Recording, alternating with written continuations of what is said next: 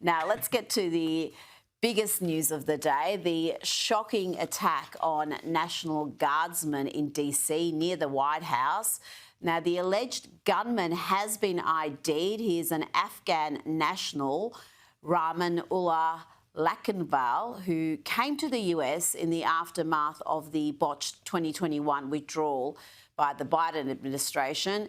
Adam, this is being talked about and investigated as a possible terror event.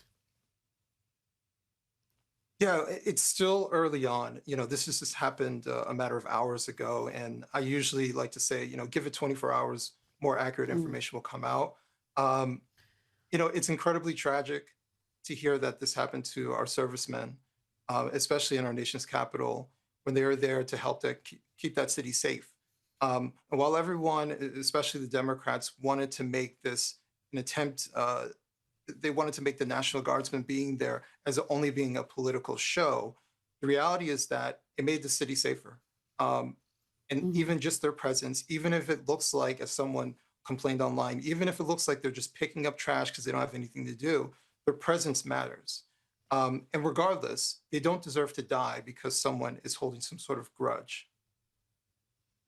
Oh, no. I mean, and the crime rate came down dramatically after they went to DC. That's undeniable. And even the mayor admitted that, and she was not in favour of them coming. Obviously, she's a Democrat mayor.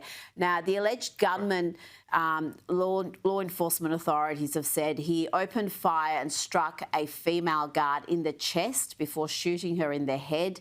He then fired at and struck the second guard before a third guard rushed to the scene and took him down. Now, this man was given sanctuary in the US after the chaotic withdrawal from Afghanistan. He entered the US under the Operation Allies Welcome program. Adam, it just shocks me that anybody who has been extended that kindness would repay that with this sort of behaviour. He was given a chance at a new life that so many other Afghans would have done anything for. Yeah, you're absolutely right. Being an immigrant and a refugee in any country is a privilege, not a right. And so, when you get welcomed to any country, if I go to some country as a refugee or as an immigrant, I should have a little bit of an allegiance to that nation that's given me a chance. But I will say, I have a lot of questions, even though this is early on. I have a lot of questions about the Biden administration actually vetting these people. What was the vetting process? Did they actually look into him and see what did he do? Was he one of those people who were just grabbing at the airplane and just trying to jump on just so they can get out of Afghanistan? But what was this man's ideology? What did he actually believe? What did he do to actually help us? These are things that we don't have the answers to today, but I wouldn't be surprised if we know more about him in a matter of 24 to 48 hours. Absolutely. And I remember at the time there was a great deal of criticism that these individuals weren't being vetted properly. The vetting was sloppy, sometimes near non-existent. So that was certainly criticism at the time. And you're right, in the coming days, I'm sure we'll find out a lot more.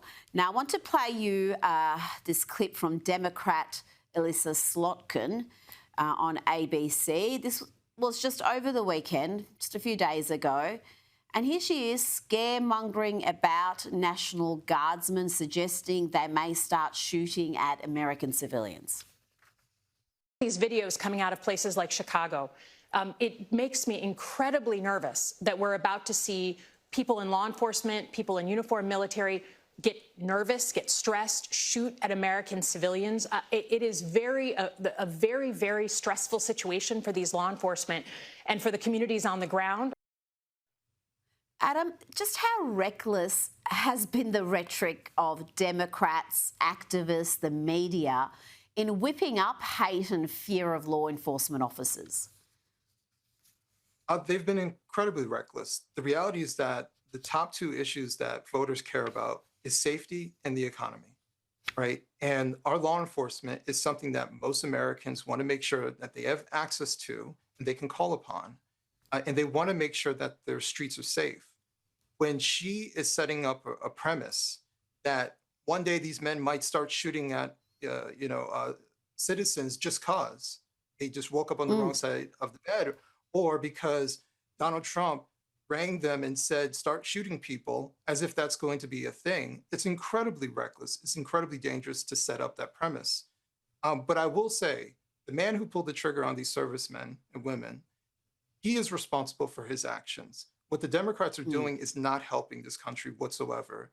And if they keep at this, we cannot be shocked if this happens again with someone who is from stateside, who is following some sort of propaganda nonsense that is coming from the left. Now, let's end on a lighter note. Here is President Donald Trump pardoning turkeys, a Thanksgiving tradition, but this year there was a bit of a twist. He used an auto pen last year for the turkey's pardon. So I have the official duty to determine, and I have determined that last year's turkey pardons are totally invalid, as are the pardons of about every other person that was pardoned other than where's Hunter? The president also pardoned 2 more turkeys. Here is President Trump with a turkey named Gobble. Are you ready? Gobble. I just want to tell you this, very important. You are hereby unconditionally pardoned.